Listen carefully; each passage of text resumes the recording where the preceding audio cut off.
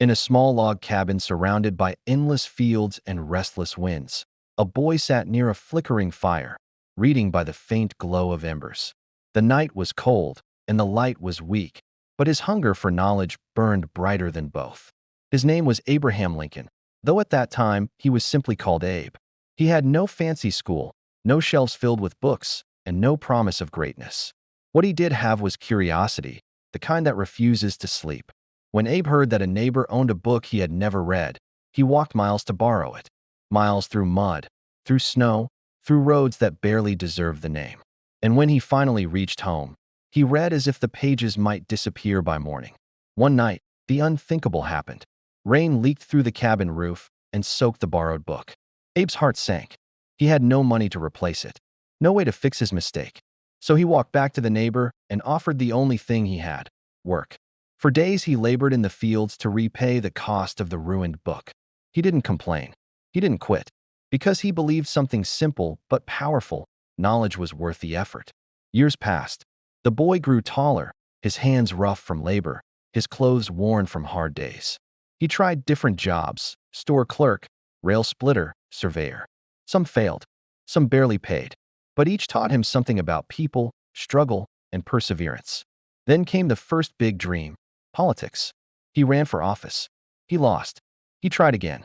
He lost again. Another attempt. Another defeat.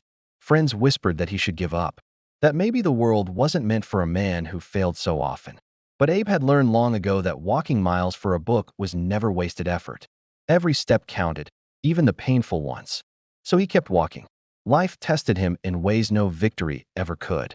He faced heartbreak, loss, and doubt that crept in like winter cold. There were days when hope felt distant and heavy. But somewhere deep inside, the boy reading by firelight still believed that effort mattered.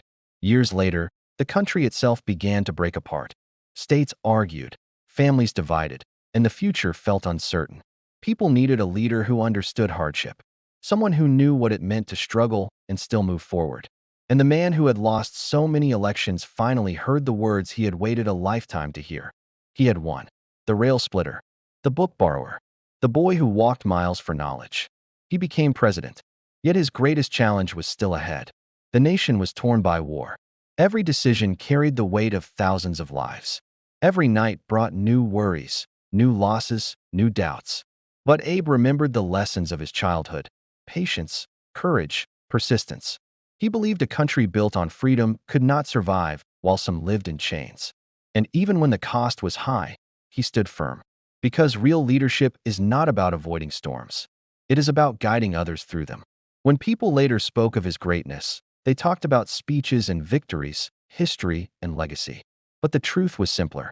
Greatness began the moment a boy chose to walk miles for a book.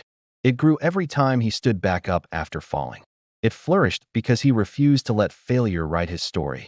And somewhere, in the quiet echo of history, the crackle of that old fireplace still whispers a lesson to the world. Sometimes the longest walk you take becomes the path that changes everything.